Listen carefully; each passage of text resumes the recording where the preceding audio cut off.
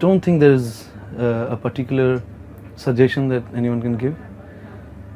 कुछ मतलब there is no hard and fast rule कि ऐसा ही करना है, ऐसा करने से ऐसा होगा, वैसा करने से वैसा होगा, ऐसा रूल नहीं होता है. जितना मैंने सीखा है उस हिसाब से I have always understand from my guru कि as a singer गला important नहीं है.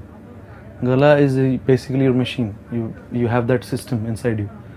और उसके बारे में नहीं सोचना है, उसको वार्म अप करना है. जैसे हम लोग like an example I like to give, मेरे गुरुजी हमेशा बोलते थे कि आपको मैराथन करना है, आपको रेस करना है, तो आपको पहले तो आपका बॉडी का वार्म अप चाहिए so that you can run. So पैर के साथ साथ बॉडी का हर muscles, you basically you have to be active and you have to practice.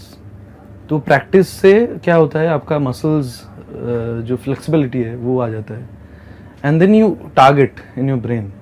तो ये जो वार्म अप वाला सिचुएशन है, this is the most important situation जहाँ पे आपको बिना कुछ सोचे जो भी आपका टीचर है उनको मतलब ब्लाइंडली फॉलो करना है. And you need to have a teacher, you need to have a guru, और उनको फॉलो करते हुए you have to warm up. Mentally also you have to prepare, क्योंकि मैराथन सिर्फ ऐसे दौड़ने से नहीं होता. You have to have a goal. कहाँ पे मुझे कैसे सांस लेना है, कहाँ पे मुझे हर्डल्स क्रॉस करना है. So it's अगर इसको exactly सिंगिंग में हम लोग ट्रांसफर करते हैं, it's basically that you have to prepare your throat, your गला like that कि आप जब भी गाने का कोशिश करते हो you don't have to think about your, you don't have to think about anything else. आप दूसरी चीज़ों पे ध्यान दे सकते हो. But at the same time मुझे जैसे प्रॉब्लम होता था, पहले मेरा गला टूट जाता था. बहुत बार ऐसा होता था कि रिकॉर्डिंग के पहले गला टूट गया, स्टेज के पहले टेंशन में गला बैठ जाता था. ये mostly I have seen singers के साथ ये होता है कि हम लोग ना बहुत परहेज़ करते हैं कि ये नहीं खाना चाहिए और ये नहीं करना चाहिए, ये ठंड नहीं लगाना चाहिए. अल्टीमेटली कुछ नहीं होता है. अल्टीमेटली तो आपका गला है, अपने आप ठीक होगा. आई थिंक बहुत नेचुरल प्रोसेस है ये. गले को अपने हिसाब से रेस्ट देना चाहिए. गले को उतना ज़्यादा पुश नहीं करना है कि आपका गला बैठ जा सकता है. आपको you have to be careful about your voice. And at the same time अगर गला बैठा भी है, you can still sing, it will sound different. आपका जो टेक्सचर है गले का वो शायद एग्जैक्टली वैसा नहीं रहे जो नॉर्मली रहता है, but you can still sing, it will give a different flavour actually.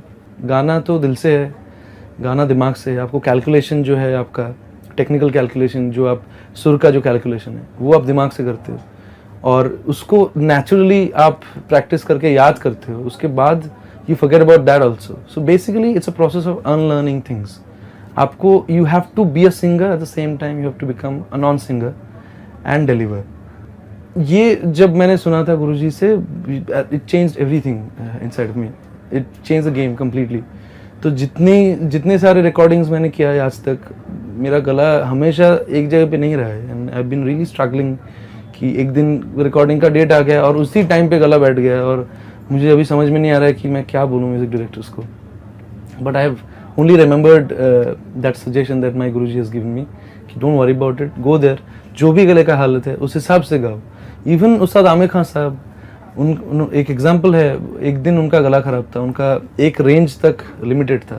तो स्टेज जाने से पहले उन्होंने माइक में अनाउंस किया था कि आज मेरा गला ख़राब है, यही रेंज में मैं गा सकता हूँ. And that worked, and that became history.